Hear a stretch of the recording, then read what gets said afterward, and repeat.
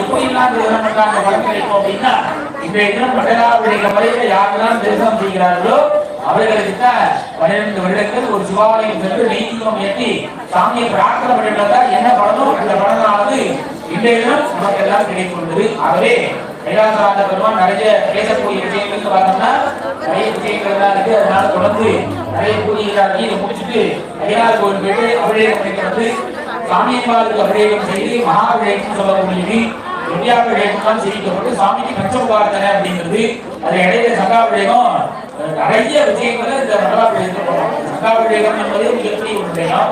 அதுல பஞ்சமுகார்த்தனை சாமிக்கு 5 முகங்கள். அதனாலதான் ஒரு உதாரணம் கொடுத்தா 5 முகத்துல உதாரணம் போடுறோம். அப்படி 5 முகத்துல ஈசானம், பத்திருடம், அகோரம், காமதேவம், சத்துவராமன் பேரு. இந்த 5 முகத்தை வச்சுதான் நம்ம யாகசாலையை 5 முகம் அமைச்சிருக்கோம். எல்லாரும் பாத்தீங்க, சாமிக்கு 5 முகம், அம்பாளுக்கு 5 முகம் போட்டுருக்கோம். அப்படி இறைவனுக்கு 5 முகங்கள். அதனால 5 முகத்துக்கும் 5000 ஆவர்த்தி அத்தனை சாமிக்கு இப்ப ஹோமத்தை முடிச்சுட்டு அபிஷேகம் பண்ணி சாமிக்கு பஞ்சமுகார்த்தனை என்ன பண்ண உள்ளோம். அதுவே எல்லோரும் பொறுமையாகவும் அவசியம் அமைதியாகவும் இருந்து தரிசனம் செய்ய வேண்டும்.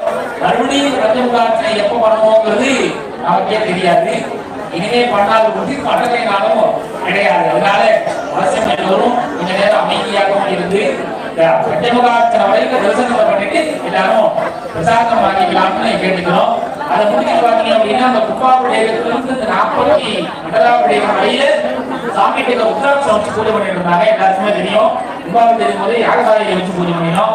அதற்கு ஒரு சீரான தொகை ஒண்ணு சொல்லி ஹோமத்தை அபிஷேகம் முடிச்சுட்டு எல்லாருக்கும் வெளியில கொடுப்பாங்க.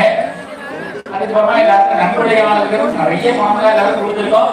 நிறைய எல்லாரும் கொடுத்துருக்கீங்க. இருந்தாலும் இன்னும் கொஞ்சம் பணத்தை தரணும்னு இது இவரு நிர்வாகத்தின் சார்பாக அவர் வளர்க்கணும் 4 கிலோமீட்டர் சொல்லி போயிட்டாரு. அண்ணன் சார்பாக கேட்டுக்கிறோம்.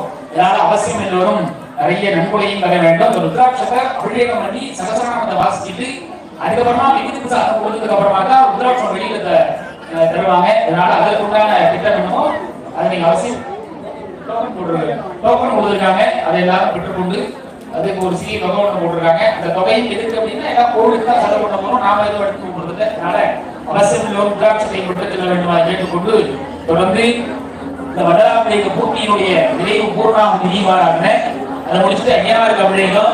ஐயாருக்கு அபிஷேகத்தை முடிச்சுட்டு வந்து சாமிக்கு அபிஷேகம். அதுக்கப்புறமா சாமிக்கு அபிஷேகம் தீபாராதனை பண்ணி பஞ்சமுகார்த்தனை பிரசாதம் நடக்குது.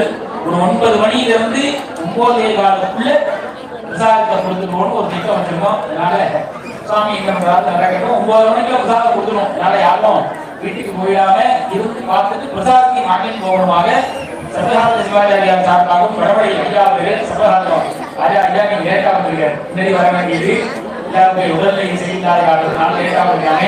ஐயாவின் சார்பாக கேட்டுக்கொண்டு தொடர்ந்து பூர்ணாவதியான தூங்க உள்ளது. எல்லாரும் பூர்ணா தண்டை எடுத்து வருவாங்க. தொட்டு சுவாமியை பிரார்த்தனை